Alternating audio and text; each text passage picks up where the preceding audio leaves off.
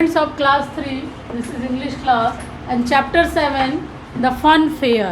Fair आप लोग जानते हो बहुत टाइप के फेयर लगते हैं हमारे बिहार में। मतलब ये सोनपुर का जो मेला है, फेयर यानी मेला, जो मेला लगता है सोनपुर का, वो एशिया का बिगेस्ट एनिमल फेयर है। ऐसे ही बहुत सारे पुष्कर का मेला लगता है और भी बहुत सारे गांव में छोटे मोटे मेले लगते रहते हैं। फिर दुर्गा पूजा पे मेला लगता है, आपने मेला देखा होगा, उसमें बहुत मौज मस्ती होता है। तो इसमें क्या क्या होता है इसी को यहाँ पे बताया गया है। This poem is written by Isabel Best. This is the poem portrait childhood time. ये बचपन के टाइम को बताता है। The time of all the fun, बचपन का टाइम। इसके पहले चैप्टर में भी पढ़े हो आपने कि बचपन जो होता है वो फ़न होता है, बहुत मौज मस्ती का होता है। There are several ways of having fun, बहुत से ऐसे तरीके हैं जिससे हम बचपन में मौज मस्ती करते हैं, दौड़ते भागते हैं, मेला घूमने जाते हैं, पिकनिक पे जाते हैं। ऐसे बहुत सी चीज़ें हैं जिससे हम मौज मस्ती करते हैं। One of them is the fun fair. हम सबसे ज़्यादा फ़न कहाँ करते हैं? मेले में करते हैं। Let us see what's happening in this poem. इस पोएम में क्या होता है देखते हैं। इसमें भी एक मेले की बात कही गई है। Round about and round about and round about we go. गोल गोल राउंड अबाउट, वो मेरी गो राउंड जो एक झूला होता है जो गोल गोल घूमता है, उसमें बहुत सारे घोड़े और हाथी वगैरह ये सब लगे रहते हैं, उस पर बच्चे बैठ के झूलते हैं, जिसको मेरी गो राउंड भी कहते हैं। तो round about and round about we go. हम गोल गोल घूमते हैं, गोल गोल घूमते हैं एंड गोल गोल घूमते हैं, ऐसे ही घूमते जाते हैं। अराउंड द मेरी राउंड अबाउट। राउंड अबाउट क्या है? वही मेरी गो राउंड का जो झूला है वही है। तो हम उसमें खुशी खुशी उस मेले में घूमते हैं, उस झूले पे झूलते हैं। We are riding high and low, थोड़ा सा ऊपर भी जाते हैं, थोड़ा सा नीचे भी जाते हैं। इस तरह से हम उसकी सवारी ऊपर नीचे करके भी करते हैं।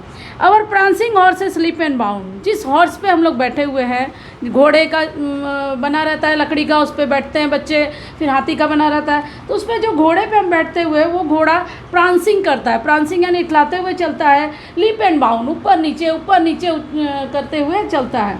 And Gallup high above the ground, और गैलप करता है। गैलप घोड़े को आपने देखा होगा छलांग मारते हुए। गैलप मैंने सरपट दौड़ना या छलांग मारते हुए चलना। घोड़ा कैसे छलांग मारते हुए ऐसे चलता है, तो उसी तरह से ये घोड़ा भी छलांग मारते हुए धरती से ऊपर जा रहा है। As round about and round about we go.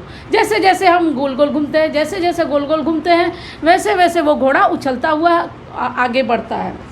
Swinging in the swing boat. अब दूसरा झूला है। बहुत सारे झूले होते हैं मेले में, तो हम बहुत सारे झूले पे झूलते हैं। अब यहाँ पे एक तो हो गया मेरी गो राउंड के बारे में, दूसरा है स्विंग बोट, यानी एक नाव जैसा है जिसमें हम बैठते हैं और वो झूले की तरह होता है। Swinging in the swing boat, swinging as we go, swinging high and then low.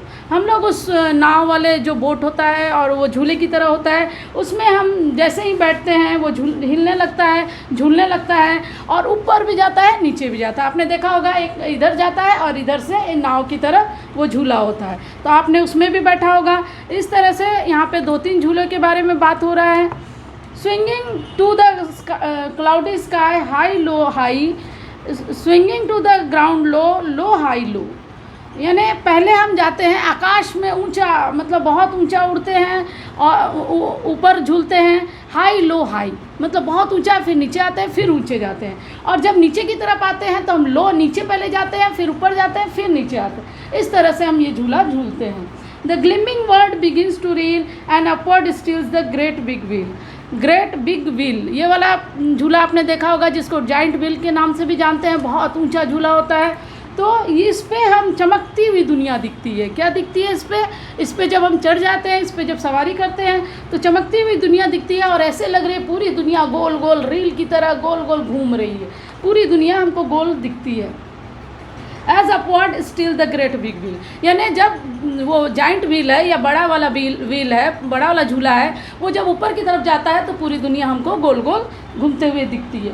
We are slowly lifted through the air until we see the seething fair. हम लोग धीरे धीरे ऊपर की तरफ उठते हैं, हवा में ऊपर की तरफ उठते हैं, जब तक कि हमको ये जो मेला है वो पूरी तरह से अपने चरम पे होता है। चरम पे मतलब पूरा, मतलब भीड़ लगा रहता है पूरा। जब हम ऊपर उठते हैं तो पूरा मेला का सीन दिखने लगता है, सारे लोग दिखने लगते हैं, सारे मतलब दुकानें, बहुत से खिलौने, सब कुछ वहाँ से दिखता है हमको ऊपर उठने के बाद। द स्टॉल्स, क्या क्या दिखता है उसमें आप देखेंगे यहाँ, द स्टॉल्स यानी दुकानें दिखती हैं, द स्विंग्स झूले दिखते हैं, द स्ट्रीमिंग पीपुल लोगों का प्रवाह दिखता है, बहुत सारे लोग उसमें चलते रहते हैं, रेले की तरह लोग चलते रहते हैं, वो सब हमको उस बिग व्हील से दिख जाता है। फील्ड्स एंड ट्रीज, फील्ड्स भी दिखते हैं, खेत दिखते हैं, ट्रीज दिखते हैं, एंड डिस्टेंस स्टीपल, और बहुत दूर की जो ढलान होती है, जो ढाल होती है पहाड़ी की, वो सब भी हमको इस झूले पे दिख जाता है। तो इस तरह से ये पोएम एक बच्चों के लिए है, चाइल्डहुड का पोएम है, और इसमें सब झूलों के बारे में बताया है। ऐसा फन आपने भी किया होगा और उस बच्ची ने किया है जिसने ये लिखा है और उसने बताया है। आप भी इस तरह के मतलब टॉपिक पे या फेयर पे आप छोटा सा पोएम अपनी तरफ से लिख सकते हो। Thank you. सुप्रभात छात्रों, hope you are fine at home. कक्षा 3 के लिए विषय हिंदी व्याकरण है।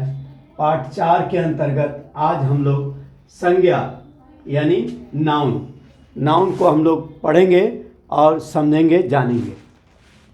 तो देखिए, इसकी परिभाषा है किसी प्राणी, वस्तु, स्थान और भाव के नाम को संज्ञा कहते हैं। As you know, English grammar में नाउन इज नेमिंग वर्ड्स। नाम को संज्ञा कहते हैं।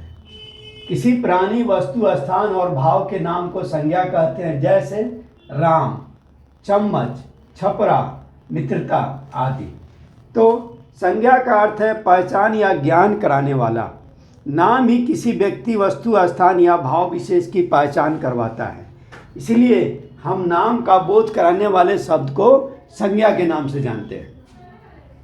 अब आते हैं संज्ञा के भेद, काइंड्स ऑफ नाउन्स। संज्ञा के भेद में अभी तो आप लोगों को, आप लोग विद्यार्थी हैं और कक्षा 3 के विद्यार्थी हैं, तो आप लोगों को आपकी पुस्तक में दिए गए अनुसार 3 ही मुख्य भेदों को पढ़ना है।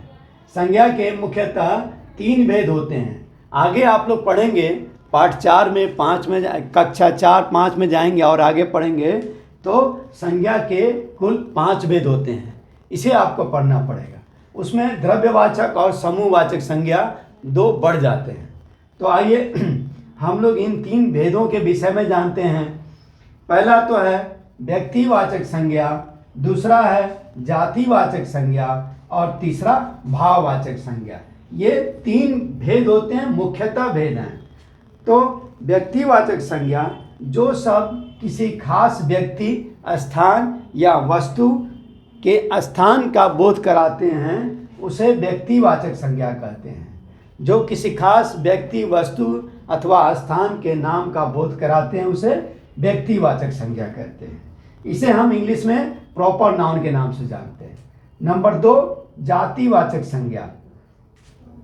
ये याद रखना आपको, ये मुख्य भेद दिए गए हैं। दूसरा जातिवाचक संज्ञा। तो जातिवाचक संज्ञा में है कॉमन नाउन, जिन शब्दों से एक ही जाति के सभी प्राणियों या वस्तुओं का बोध होता है, उसे जातिवाचक संज्ञा कहते हैं। जैसे लड़का, इससे पूरे लड़का वर्ग जाति का बोध हो रहा है। पहाड़, इससे पूरे पहाड़ जाति का बोध हो रहा है। मैदान, गाय आदि। अब तीसरा है भाववाचक संज्ञा। जिन शब्दों से, इसको एब्स्ट्रैक्ट नाउन कहा जाता है, जिन शब्दों से किसी पदार्थ या प्राणी के भाव, गुण, विशेषता, दशा या स्थिति का बोध होता है, उसे भाववाचक संज्ञा कहते हैं। फिर से दोहरा देते हैं, जिन शब्दों से किसी पदार्थ या प्राणी के भाव, गुण, विशेषता, दशा या स्थिति का बोध होता है, उसे भाववाचक संज्ञा कहते हैं। जैसे ममता, इससे माँ की ममता प्रकट होती है, इससे ममता का भाव प्रकट होता है। प्रेम, इससे प्रेम का भाव प्रकट होता है। घृणा, इससे तिरस्कार की भावना, मतलब घृणा की भावना प्रकट होती है। क्रोध, और इसी प्रकार अन्य शब्द है, अच्छाई है, कुटिलता है, भय है, साहस है आदि। अब आप इन तीनों को, संज्ञा के जो मुख्यतः 3 भेद हैं, इनको लिख लेंगे और इनके ये उदाहरण भी लिख लेंगे और इसके बाद इसको याद कर लेंगे। आगे हम लोग दूसरी कक्षा में पढ़ेंगे। Good morning children. क्लास 3 के बच्चों, आज मैथ में जो एक्सरसाइज हो रहा है वो पेज नंबर 62 है। इसमें वर्ड प्रॉब्लम है। तुम पहला सवाल देखोगे, there are 3567 bags in a godown. If 1981 bags are taken out and sold, how many bags are left. हम इसमें लिखे हैं there are 3567 bags in a godown.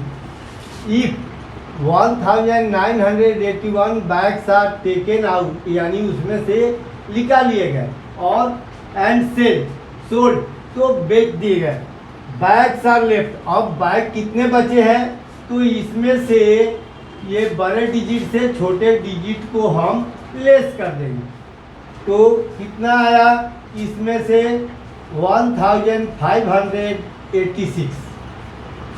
Second है, a dairy produced 2162 bottles of milk in one day.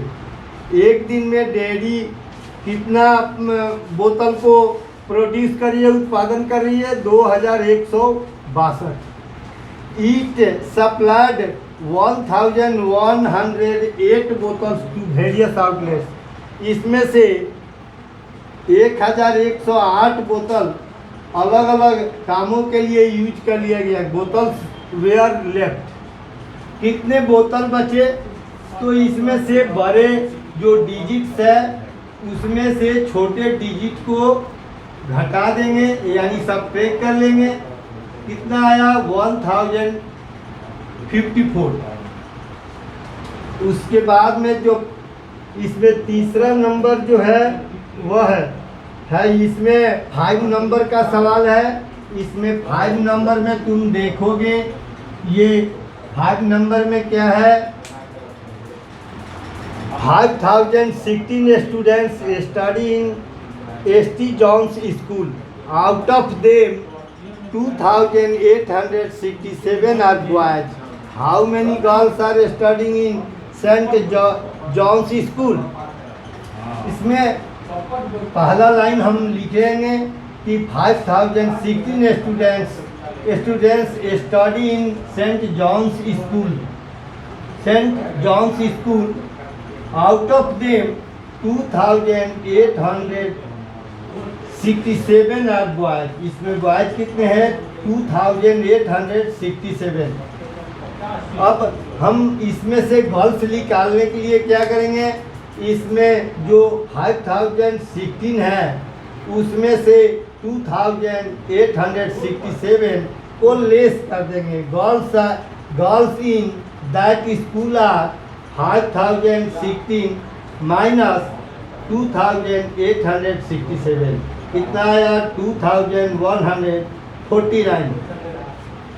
उसके बाद में last number इसमें हमने बनाया है 7 नंबर।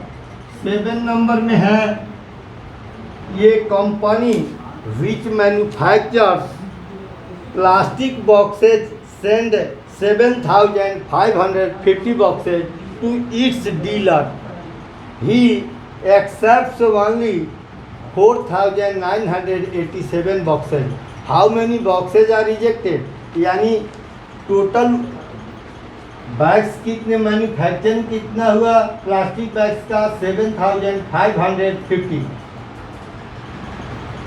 जब उसको दिया गया तो उसमें से कुछ बोतल से रिजेक्ट कर दिए गए, यानी 4987 बॉक्सेज उसने एक्सेप्ट कर लिया और जो बच गए उसको उसने रिजेक्ट कर दिया कि ये अच्छा नहीं है। बॉक्सेज आर रिजेक्टेड 7550 माइनस 4987, बच कितना गया, 2563।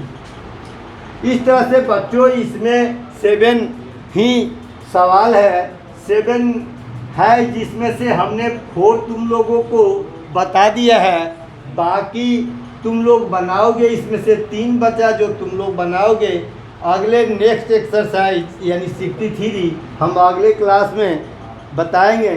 तब तक इस एक्सरसाइज को कंप्लीट करो।